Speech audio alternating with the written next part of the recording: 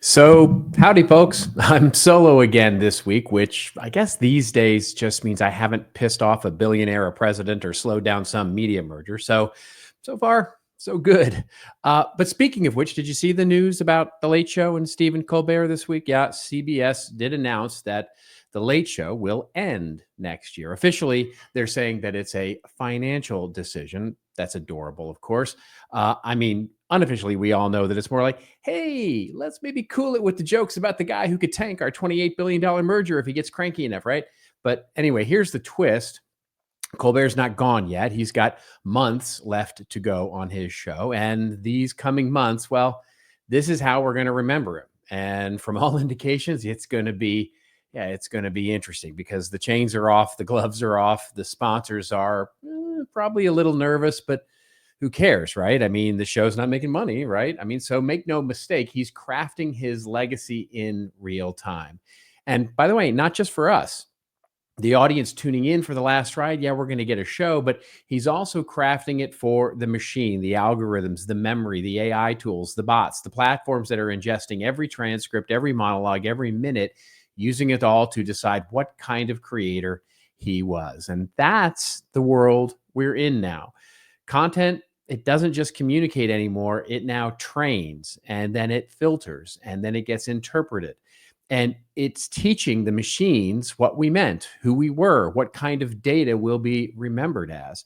Or at least that's how we conceive it, right? Because we know that the machines don't understand what we mean. They don't understand who we are and how they're going to remember us. But that's the new game, isn't it? Really? I mean, we will start to learn how the machine will interpret what we mean and who we are and what kind of impact we have. You see, for the last 20 years, when we said we wanted to, quote, create for the machine, well, what we meant was the scraping, searchy search machines that would regurgitate our words, our images, our media back to us. In other words, the game was, how do I get my quote at the top of your quote machine? But now the game is different. It's how do I teach, or how do I prevent your machine from saying what I wanted to say about my words, my images, my media? I mean, it's a subtle, but it's a really big, important difference. And that brings me to today's question that I thought might be fun to get into for this special episode where I'm on my own again. Can we still create content with the same nuance, the same voice, the same emotional honesty we always have, while also we make sure that the machines don't learn some garbled out of context version of our intent? So let's unpack that tension and the opportunity inside it before, by the way, all of our podcasts start getting summarized by AI and filed under, mildly helpful business vibes. Anyway, let's roll.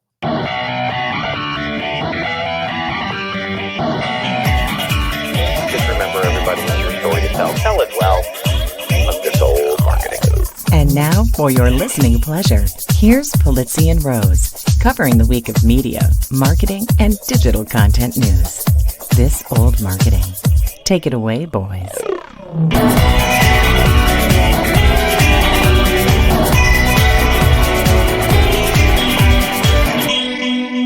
Well, hello, friends, and welcome to This Old Marketing, proudly brought to you by the HubSpot Podcast Network, the audio destination for business professionals. We're the podcast for those who still believe that summertime content should do more than just fill empty space between ad units. I'm looking at you, Pivot. I'm looking at you, Kara and Scott. Yeah, that's right. Anyway, I'm Robert Rose. Welcome to episode number 490 for Friday, July 25th, 2025. And with me, as usual, is... oh, no, he's not again. He's not with me this week. Well, it's my pal, my colleague, the only guy brave enough to propose new names for both the Cleveland Guardians and the Washington Commanders directly to the Trump administration. That's right, Mr. Joe Polizzi. He's out this week. He's off lobbying hard for, maybe let's call it the Cleveland Printer Guardians, or maybe it's the Washington Content Entrepreneurs. Anyway, I don't ask questions these days. I just, I respect the hustle, man. I respect the hustle. Anyway, as I mentioned in the open, it's just me again this week, which means we've got a solo deep dive. Well, I'm going to talk about craft, and I'm going to talk about content and the question of whether we can still create truly human work in a world where the machines, they're always watching now. They're always learning. So, well, let's get to it. So I don't know about y'all, but boy, is there a lot of questions these days on LinkedIn about the use of AI and the creation of content. I mean, it's just every day there seems to be news and everything going along with it. It's questioning both the authenticity of creating stuff with AI and the more existential, are we just creating so much slop that eventually it all turns into AI slop? And so this is a question that I've been noodling on a lot lately because I noodle. I've been known to noodle a bit. And what I want to know is what actually makes content good anymore. And I don't mean good like technically accurate or SEO friendly or just past Grammarly without lighting up like a Christmas tree. No, what I mean is good like, damn, that hit me in the gut. Or I'm going to send this to somebody immediately with no context because they'll just get it as is. See, here's the thing. We're entering this weird era where content is suddenly everywhere. I mean, AI can write and design and summarize, even film content now. And I mean, you could literally auto generate a mildly inspirational marketing post before I finish this sentence. And you just did, right? You did there. I mean, there it goes, right? 10 ways to unlock your team's inner synergy and shift your M dashes into paradigm shifting coherence. Anyway, I didn't ask for that, but okay, here's what I'm thinking. As generative AI, it starts to accelerate the volume, the speed, the content production. The real differentiator, the thing that's standing out, it's not being the fastest keyboard in the West. It's craft.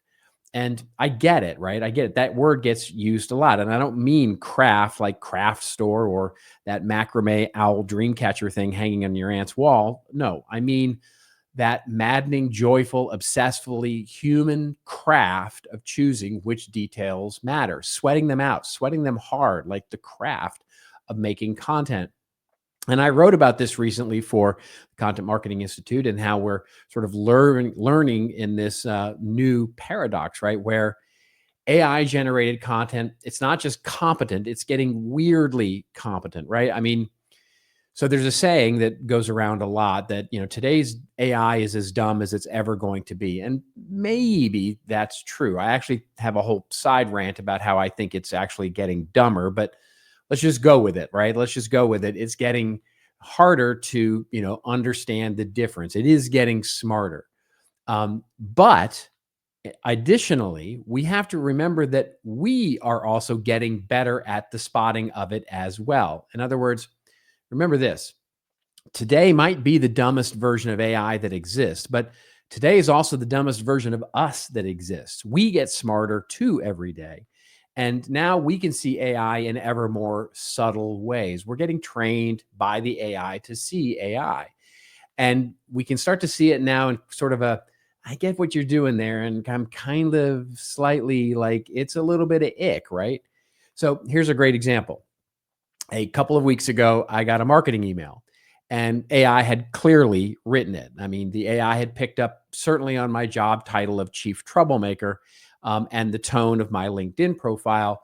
And it opened with, as the chief troublemaker at Seventh Bear, we know you love chaos. Now, okay, that word chaos, right? That's technically accurate. It's synonymous with trouble and troublemaker. And you can see that Grammarly wouldn't highlight that as an error for sure.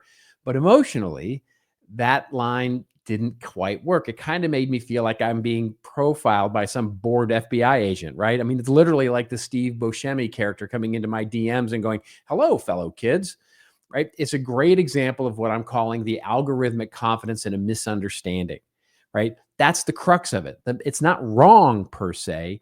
It wasn't right. It didn't feel human. It didn't care. It didn't have craft. It didn't pause. It didn't go, would Robert really vibe with this word right now, the word chaos? No, it just smashed troublemaker and chaos together like it's playing some sort of Cards Against Humanity and goes, that's it. That's what we're going to write. That's where craft comes to play these days.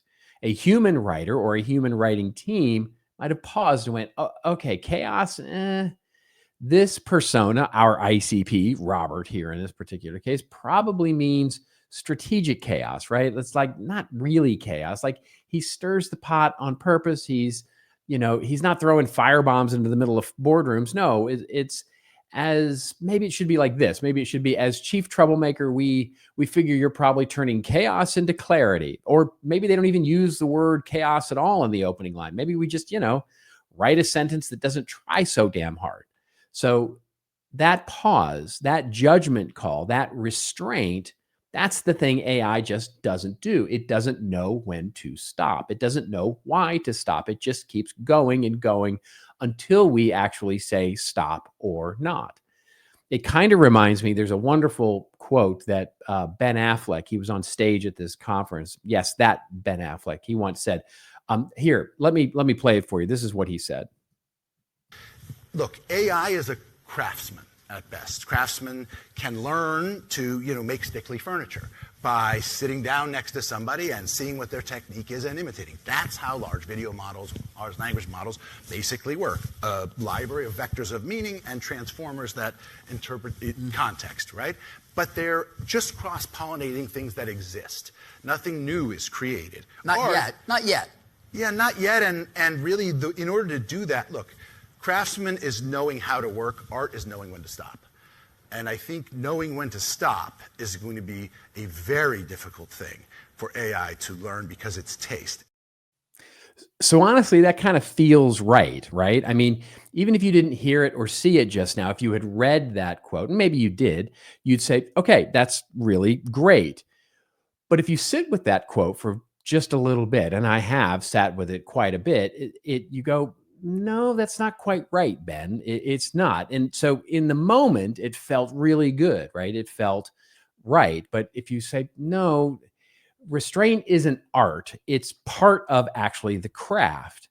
Right. The restraint is part of the actual craft. It's not necessarily the art itself. But the interesting and kind of most meta things is that's the craft. Like what Ben is doing is the actual craft.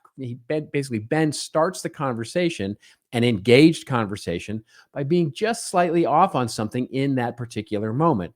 Craft isn't about being perfect. It's about making choices with care. And you can actually hear and even see him, if you can watch the video, you can even see him sort of think it up in real time there. So even if the choice is a little off, it feels human. It feels crafted. Now, I'm not saying he did that on purpose at all, but I do love the poetry of the fact that it's off center a bit that makes it a crafted quote about craft. It's really awesome. Anyway, it's knowing when to leave in that beat that doesn't quite hit. It's knowing that a comma, is fine, whether it's an em dash or a comma or not, but it's fine where it is. We want it there. It's moving a sentence back and forth 10 times like it's a chess piece trying to figure out exactly the right way to say it. It's not about precision, right? It's judgment and it's taste and it's ours. So I just reread the book by Rick Rubin, The Creative Act, A Way of Being, a book that I would highly, highly, highly, highly recommend everybody that's in the content creation business read.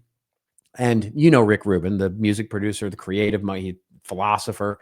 Anyway, he's got this great line in the book. I love this line. He basically says, when the work has 5 mistakes, it's not completed yet. When it has 8 mistakes, it might be. That's it. That's the whole deal. It's knowing, it's that taste, it's the discernment. So AI, yes, will get better at sounding human. That's inevitable. But sounding like a person isn't the same thing as being one, because being one means you made the call, you picked the words, you sweated the edit, you hit publish with intention, even if you knew it had 8 mistakes. Because perfection isn't what makes the content human. The choice is what makes it human. And that's where the new craft, the idea of craft, comes in here. It's not about getting every detail right. It's about deciding which of the details matter to you most and living with the mess that you left in. Sometimes the most powerful thing you can do is, miss the mark on purpose. And again, I don't think Ben was on purpose there or missing the mark on purpose, but you can actually miss the mark a little bit off center on purpose, and that can be highly crafted. Say too much, say too little, say it all as weird as shit. Why? Because it tells the audience, hey, there's a person here.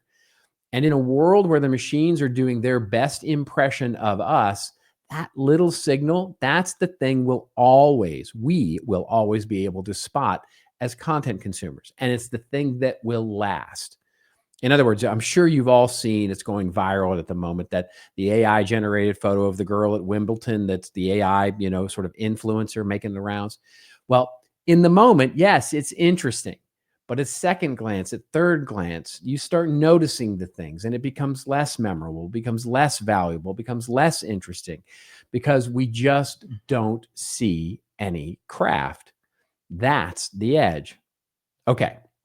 Now, let's do something really fun here and let's keep our little edge, keep our billionaire overlords happy, and let's play some ads. This is, by the way, the last time you're going to see our wonderful little homage to Southern rock, the fun thing I had the most fun doing. Remember next week, and I'm right in the middle of this, I have to tell you, we're going to be debuting the new ads with our wonderful Broadway musical theme. So let's have our last, Southern rock, Molly Hatchet inspired, pay the bills.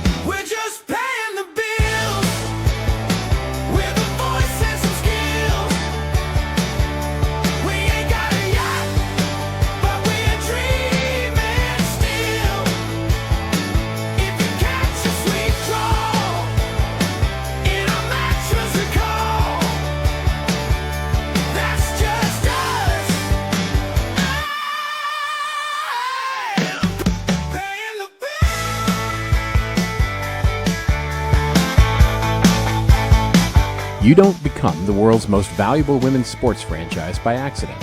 Angel City Football Club did it with a little help from HubSpot.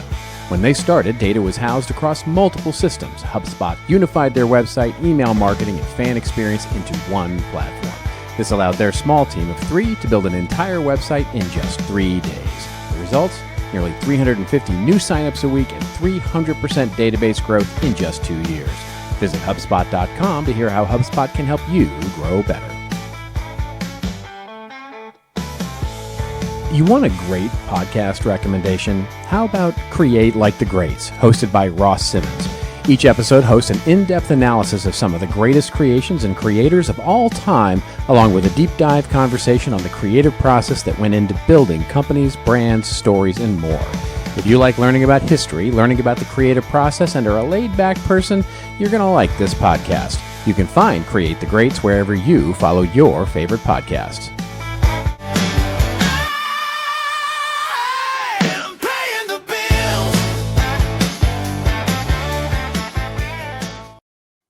Okay, so I hope you enjoyed that as much as I enjoyed making it. So anyway, let's pivot here and let's change and shift gears. So we've talked about the craft, the pause, the precision, the emotional ick when AI tries to be clever and ends up sounding a little bit like, well, your cousin doing stand-up comedy at Thanksgiving. But I want to flip it a little bit, and I want to look at content now from the different perspective, which is not necessarily as communication to humans, but rather as the training data. See, because this is the other side where we're not writing for the human, and we're feeling this tension in the biggest way right now. We're not writing for the human, but we're trying to be called up, or, by the way, worrying that we will be called up when someone asks the AI search engine about us. So what, if anything, is it going to say about us, or how it will answer questions, or if it will bring us up, or if it will get it right? And so there's this new worry afoot right now, which is not in not being found, because that's of course a worry. And there's tons of posts out there about, how do you get found and how do you get cited and all this kind of stuff and answer engine optimization and all of that.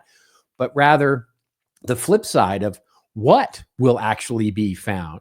So yeah, there's that old blog post that you forgot about from 2017 there, that weird ebook that your team cranked out in a week to hit a sales goal that's a little bit cringy now, or that keynote transcript that you never quite cleaned up, right? Because it's just so obscure now and nobody ever finds it. Or, ooh, that really weird blog post that kind of aged like milk from 2013. Yeah, all of that is in the machine now. It's teaching, it's training, it's shaping how the future understands you and your brand. Now, I don't mean search engines like we used to talk about, right? I'm not saying it's helping you rank. What I mean is it's literally forming the brain of whatever AI is sitting between you and your customer right now. Because, see, this is kind of a big idea that nobody's really like yelling loudly from the rooftop yet. Like, AI doesn't index your content in the same way that we are used to indexing content, right?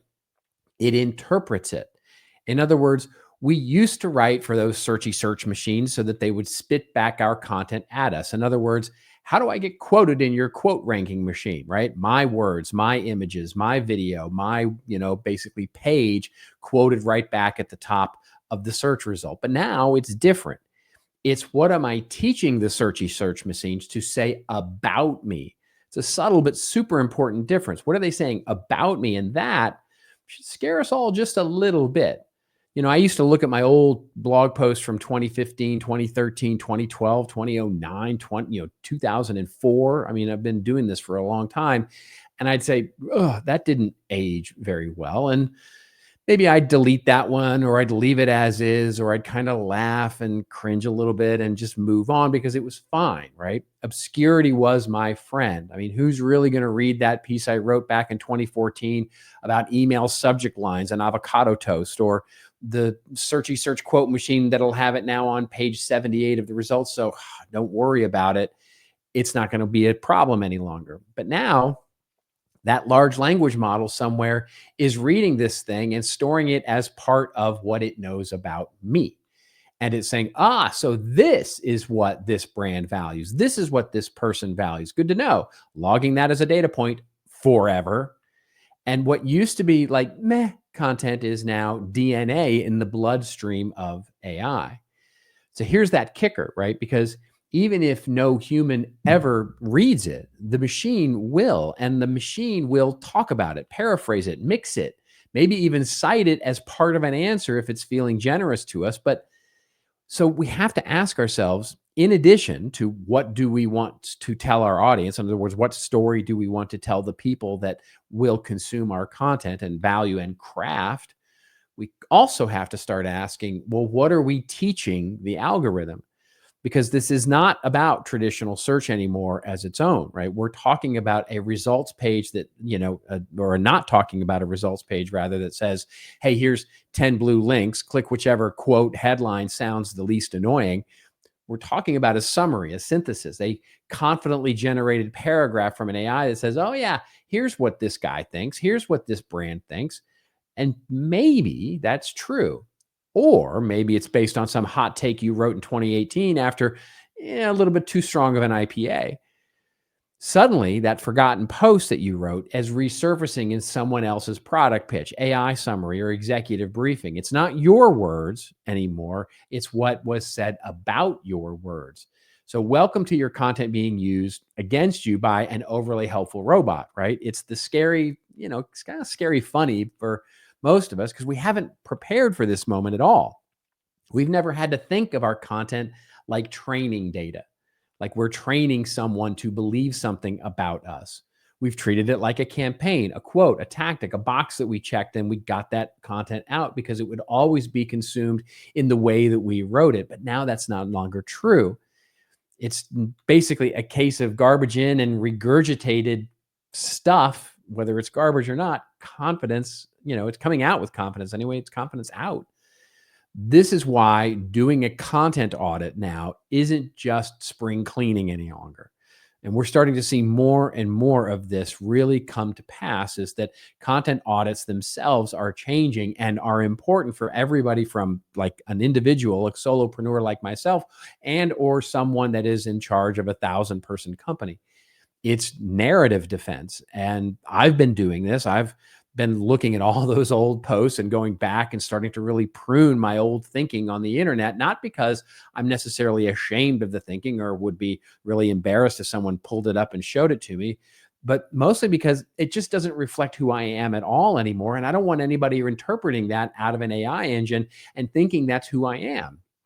You see, in today's modern content audit, we're not just updating the broken links and checking if our stats are still from the, like the research is, something that we gleaned out of the Obama administration. No, what we're saying is this is what we believe now. We're taking the mic back from our 2015 self, who maybe thought leadership were, the 5 best things that Elon Musk can teach us about growing in marketing, right? Not so much anymore. This is bigger than just search. It's bigger than just fixing the rot, the redundant, outdated, or trivial content that's so traditional in content audits. This is about controlling the raw material that the AI is going to use to define you. And I know that sounds a little dramatic. I promise you, I'm aware of it, and I don't mean to overstate it. But the idea is that this is 2025, and we have to at least acknowledge that it's a thing, right? Because maybe it won't use that 2003 article anymore. And maybe there's no way we can change that thing that got printed on another website about what's being said about us, but we have to at least start to think about it. Now, let me pause and just say, we have an opportunity here, right? Because guess what? If we treat this right, it can be actually an interesting opportunity for us. We've been building a brand story. Many of us, some of you, basically, we've been doing this for years. Inconsistently, consistently, consciously, unconsciously, you've built sort of the breadcrumbs of your story online. Some of it's really good. Some of it isn't. But here's the thing, and I think this might be useful for you.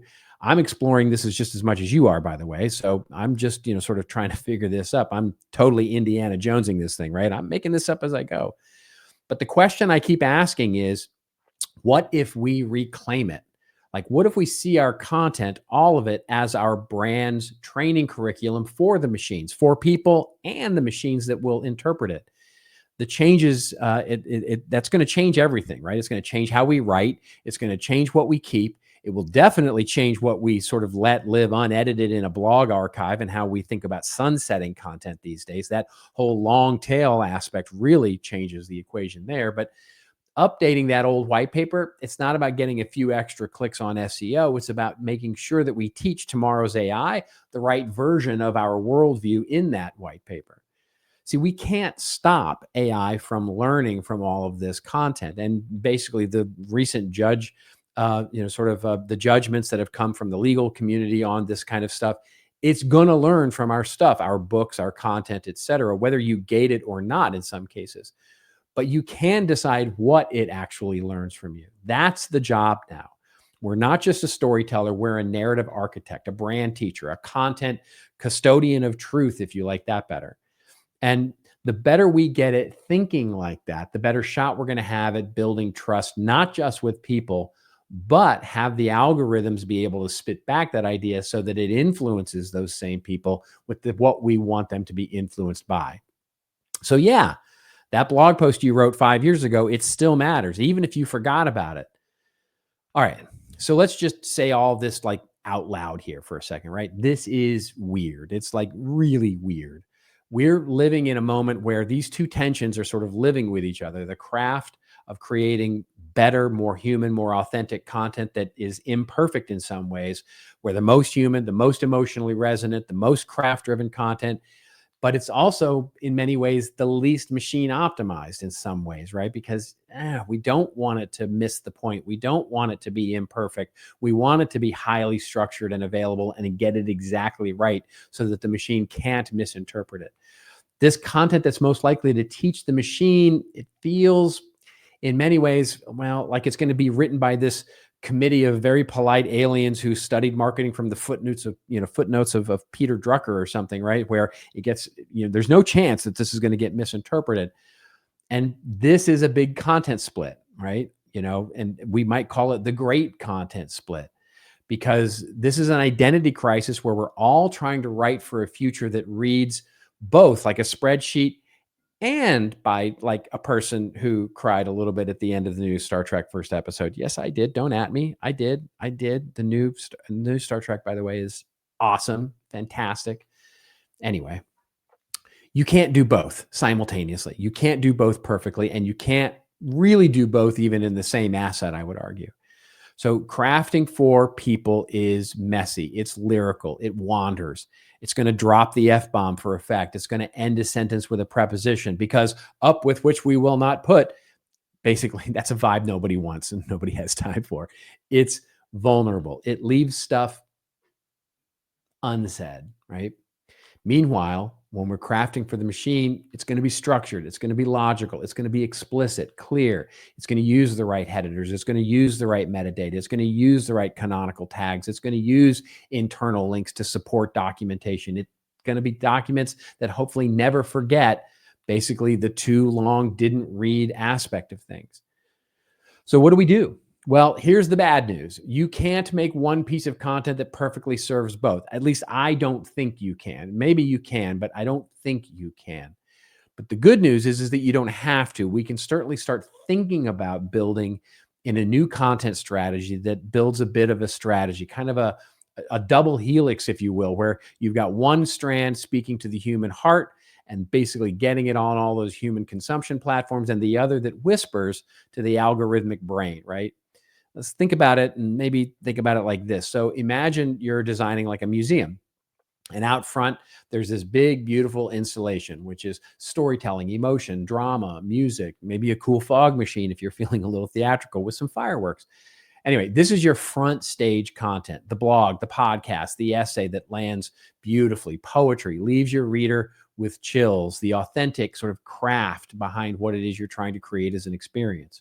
But then behind the scenes, there's a basement, and it's filled with labeled drawers, right? Metadata, alternate text, semantic structuring, content models that make sure like AI walks away going, oh, this is exactly what this brand stands for. This is how they want to answer this particular question. This is your backstage content. And if it sounds boring, remember, it's the thing that teaching the machine what to do with your art. You've got to have both these days, it seems, and you need to design for both. So what am I thinking? Well, I'm thinking basically that today we're writing that blog post that's going to inspire our human audience. Go wild, bleed it, leave in the imperfection, let the comma live where it wants to live, let the M dash live if it's going to live in an M dash, let the word coherence and, delve and all those words, let them be there, right? Make sure you're crafting it exactly the way you want it done. But then around it, underneath it, support it. Build a structure, add internal links that tell the AI the context it lives in. Use the metadata that frames the piece in your brand's taxonomy. Tag the audience, flag the themes, give it breadcrumbs to follow. Write the summary, not just for the newsletter, but for the machine. You're not just telling a story, you're also building that knowledge graph, right? That's the idea. Is how do we actually help the machine understand the intent and the ability to interpret exactly how we want it to interpret it, but also craft the content for the best experience for the human. I'm thinking, now forgive me here because you know me, I'm going to be coming up with a framework for this. I'm calling it the Mullet strategy of content marketing. Yeah, we're going back to the 80s for this. The Mullet strategy of content marketing. It's emotional up front and structured in the back. So, I mean, come on, let that one. That's good, right? I mean, that's Mullet strategy. Anyway. All right. I think this is going to feel a little bit like overkill, right? Again, I don't want to overstate this or over dramatize this, but I think this is an interesting path for us to think about, because this feels like what modern content is going to be demanding of us, not because Google says so or that we have to rank or whatever, not because ChatGPT needs help, but because you and your brand, you've got something specific to say to both the people that are going to interpret you, by the humans who are going to basically judge you by the emotionality, the impact, the ability to create chills, tears, laughter, and drama, but also the machines who it needs to be spelled out perfectly clear to and logical so that it actually can interpret you in the right way. So it's not about perfection. It is clarity, clarity of purpose, clarity of audience, clarity of who gets to hear the front stage voice and who needs the backstage map. That's how we can close the gap these days. We're not going to force intuition to sound like a spreadsheet, and we don't have to force the spreadsheet to cry in the margins. We just build a system where they can coexist. Okay, so we've talked about this a little bit. We've embraced the weird, the tension, the building of the stories that are all of this kind of stuff. And you might be going, all right, cool. Thanks, Robert, for that existential crisis on a Friday. But like, what do I actually do on Monday? So, excellent question. Here's where I'm thinking we get a little tactical. Like, here's what I've been working on with myself and a few clients here. So one, yeah, it's the unsexiest thing to do, but audit, content audit. So audit your archive like it really matters, because it really does. So let's start with the stuff we've already got. That old blog post that we've written about, where we wrote about customer experience and COVID, right? Yeah, it's still out there. It's living its best life in some AI's training model, but does it say what we want it to say? Does we say what we want it to be interpreted as? Go back through your archive, especially through the thought leadership stuff, and ask just 3 simple questions. 1, does this still reflect what I believe? 2, is this something I'd want a machine learning from today? And 3, if someone saw this as their first impression of me or us, would we be okay with that? You don't need to update everything. Just start with the content that ranks, gets linked, or shows up in AI summaries. Think of it kind of like a brand narrative hygiene exercise. I know it's not sexy, but trust me, it can be strategic, really strategic here. 2, design for those dual audiences, even when you're writing for one, right? So remember the Mullet strategy here: emotional in the front, structured in the back. Build that into your content workflow. So the next time you're publishing something meant to connect, be crafted for humans, take just a minute to wrap it in metadata for the machines. Clear titles, clear subheadings, explicit. That's you don't need the poetry there, right? You don't need the sort of turn of phrase there. You need clarity there. The too long didn't read summary that doubles as AI bait to answer that question so that it actually understands. Tag your content with who it's for, what it's about, and how it connects to your larger themes. Yeah, it's annoying, and it takes an extra 5 minutes. But yes, AI is really good at this part of things. And those 5 minutes might determine whether your brand shows up in the next powered assistant or it gets skipped, by the way, for someone who bothered to structure their argument. 3, separate the workflows for both humans and the machines. And this is a big one, right? This is a big one here. Stop trying to do both jobs at the same time. Your front stage content basically should be focused on storytelling, on the craft, on the emotion, on the audience love. And your backstage basically content or teams or processes or tools can be focused on the structure, the tagging, the repurposing, the teaching of the machine. And that might mean separating your editorial planning from your optimization workflow, right? It might mean creating AI-friendly abstracts that live next to your human-centric pieces. It might mean investing in content operations technology that lets you model relationships between the ideas instead of just publishing and praying and hoping it all works out. Don't expect one piece of content to do it all. Design the system that lets each piece do what it's best at. 4, treat content like a strategic asset, not a disposable advertisement. It's an interesting but really different kind of subtle shift here, right? In other words, stop treating content like it's a paper plate. It's not like a one-time use thing. It's not a campaign decoration anymore. It's a strategic asset with ongoing influence. That newsletter you're shipping today, it's not just engaging this week's readers. If it's got an archive, it's training next year's models. So build your editorial calendar like a product roadmap, like plan for versioning, plan for sunsetting, plan for repackaging. And if you don't have someone owning that process yet, well, congratulations, you're probably the one that has to do it. Don't just ship it and forget it. Build your content to live in both memory and machine. Now, I get it. Again, this is kind of a weird time in so many ways, right? In business, in marketing. I mean, waves around generously here at the world, right? It's just a weird time. Half our job these days is writing like people, for people, and the other half is making sure that our world survives in a world, right, run by predictive math and confidence scores. But we have to see this as an opportunity here. There is no other way that helps you other than seeing it as an opportunity. This is the oxygen we have in the room right now. Whether you're leading a team, looking for a job, starting a company, managing the one you have, trust me when I tell you that having gratitude for this opportunity, it's got to be the key.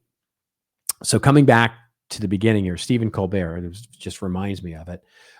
He had a wonderful interview with Anderson Cooper recently. And in that interview, he talked about struggle. And he talked about struggle in life. And he said, it's a gift to exist. This is a quote. He said, it's a gift to exist. And with existence comes suffering. There's no escaping that, he said. But if you are grateful for your life, then you have to be grateful for all of it. And I love that. I love that. Yeah, it's crafted. It's that human crafted moment. It's beautiful, right? It's really just awesome. But mostly it's because it's just that little bit off center for me, right? Because I can take that and I can extend it, right? I can think about it and see how it impacts me in that human moment, that crafted moment. And I can change it. See, I don't think we have to suffer. I don't think suffering is a foregone conclusion. But I do agree with Stephen that it is a gift to exist. And our job, I believe, our job in our life is to learn how to receive that gift, right? Just learning that we deserve it because we are us and learning how to receive the gift of existence. That's where the gratitude is key for all of it. So the work is harder now, but it also has the chance to be more meaningful than it ever has been. Today, AI is as dumb as it will ever be, and so are we. Tomorrow, we will be better. We will be smarter. We will be more talented than yesterday. So let's do all of it. Let's do all of it on purpose, and let's build the kind of content that connects today and tomorrow. And it trains the future of how to tell our story well, right? All right. That's it for me this week. Next week, Joe is going to have the final show of our July series, which ironically is on August 1st. So I hope you've enjoyed this. We're thinking about doing more of these sort of solo shows in between, in addition to our normal chuckle-headed paired up news show. So do tell us what you think. Let us know in the comments. Send us email. Send us a voicemail. All of that. More of this, less of this. Because, yeah, it's your story. And, yeah, sweat the details. That's how you're going to tell it a lot better. We'll see you in 2 weeks on This Old Marketing.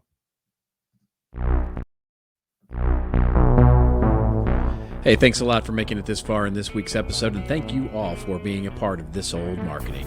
You can check out all the show notes of what we talked about today at thisoldmarketing.com, and it's also where you can leave us a review or a voicemail. We need those reviews and comments on whichever platform you follow us on. And if you haven't followed the podcast, please go do that and make sure you catch the latest and greatest episodes every Friday morning. We're on Apple and Spotify and all your other favorite podcatchers, of course, but we'd love it if you went over and subscribed to us on YouTube. That's right, YouTube. youtube.com/@thisoldmarketing. We'll see you again next week, folks, with another episode of This Old Marketing.